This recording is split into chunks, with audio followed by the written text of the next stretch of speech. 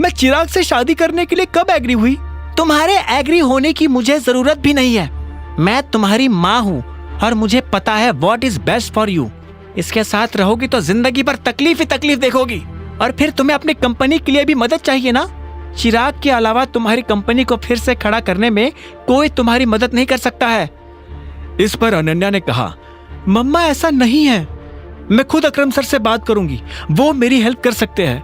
मैं चिराग से शादी नहीं करना चाहती हूँ। तो क्या तुम जिंदगी भर इस आदमी के साथ रहोगी? हाँ बताओ, शर्मिला ने पूछा।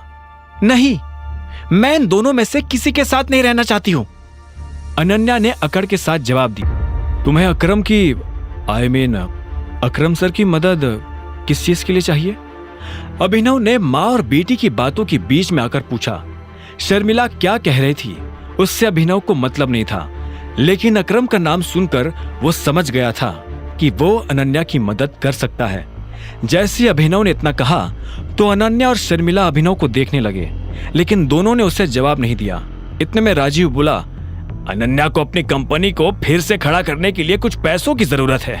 इसके जितने भी शेयर होल्डर्स थे उन्होंने अपने हाथ पीछे खींच लिए हैं। अरे तुम क्यों ये सब इससे बताकर अपना टाइम वेस्ट कर रहे हो? इस प्रॉब्लम में ये क्या कर लेगा?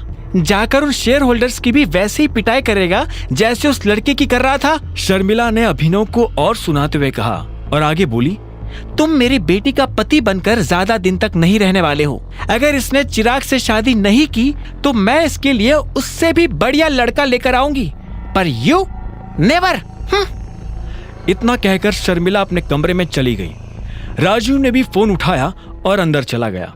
उन दोनों के जाते ही अभिनव ने गहरी सांस ली और अनन्या की तरफ देखते हुए बोला, तुम्हें कितने पैसों की जरूरत है? AK लिमिटेड के साथ पार्टनरशिप की जा सकती है, लेकिन अकरम सर कभी इस चीज के लिए राजी नहीं होंगे क्योंकि इसमें उनका कोई फायदा नहीं है, अनन्या ने ठंडे सुर में कहा। उसकी नजर में अभिनव इस दुनिया का आखिरी इंसान था जिससे वो इस बारे में बात करना चाहती हो। अभिनव ने धीरे से कहा, ठीक है, मैं तुम्हारी मदद करूंगा। अनन्या ने यह सुनते उसे ध्यान से देखा और बोली, तुमसे एक चीज शेयर करूं? I hate you. और आज जो तुम करके आए हो ना, उसके बाद तो I hate you a lot. अगर तुम ये सोच रहे हो कि ये मदद नाम का लॉलीपॉप मेरे हाथ में पकड़ाकर तुम मेरी नजर में सही साबित हो जाओगे तो तुम गलत हो। तुम अपने पैसों से एक सूट तो खरीद नहीं सकते, मेरी क्या मदद करोगे? फिर भी if you want to help me then please get out of my life right now. Ananya मेरी बात तो सुनो, अगर एक बार और मेरा नाम लिया तो मैं पुलिस बुला लूंगी।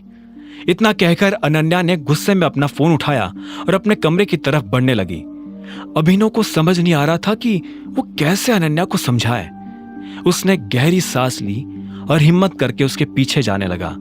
उसने कहा, मैं मजाक नहीं कर रहा हूं, तुम जिस प्रॉब्लम से डील कर रही हो उसमें मैं तुम्हारी मदद कर सकता हूं। यह सुनते ही अनन्या ने चिल्लाते हुए कहा, बकवास करना बंद करो अभिनव, इनफ, तुम कुछ नहीं कर सकते हो।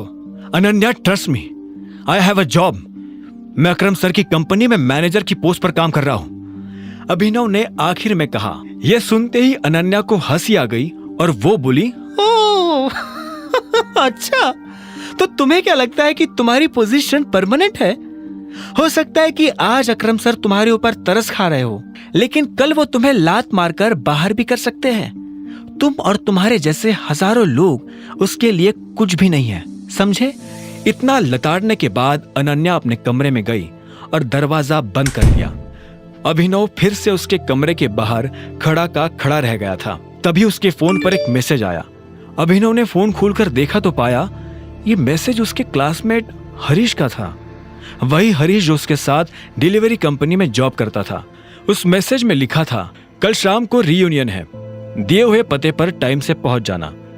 अभिनव जब कॉलेज में पढ़ता था तो सब उसकी गरीबी का मजाक उड़ाते थे। इतने में उसका फोन बज उठा। उसने देखा कि अकरम का फोन था। हेलो टाइगर, मेरी जेनी से बात हो गई थी, तुमने जो कहा है वो हो जाएगा। साथ ही तुम्हारा जो वीडियो इंटरनेट पर वायरल हो रहा है, मैंने उसे हटवाने के लिए बात कर ली है। अभी थोड़ी देर में वीडियो सभी जगह से गायब हो जाएगा। थैंक यू अकरम। और हाँ, मैंने अपना मन बदल लिया है, मुझे तुम मैनेजर से नीचे वाली कोई पोस्ट देना। क्या? अकरम, असल में मुझे तुम्हारी मदद की जरूरत है। अनन्या किसी प्रॉब्लम में फंसी हुई है और तुम ही उसे निकाल सकते हो। मैं यह भी नहीं चाहता हूं कि अनन्या और उसके परिवार को पता चले कि मैं कौन हूं। तो मैं उन्हें कह दूंगा कि मैंने अपनी मैनेजर की पोजीशन अकरम को मनाने के लिए कॉम्प्रोमाइज किया है और साथ ही उनसे कहा है कि वो चाहे तो कुछ वक्त तक मुझे कम सैलरी भी दे सकते हैं। क्या बात है, बहुत बढ़िया। इससे तुम्हारा काम भी हो जाएगा और पहचान भी छुपी रहेगी। हाँ, अच्छा, और एक चीज, अभी कुछ दिनों में एक ऑक्शन होने वाला है। अलाइना भी वहां आने वाली है। उससे मिलने का इससे बढ़िया मौका तुम्हें नहीं मिलेगा।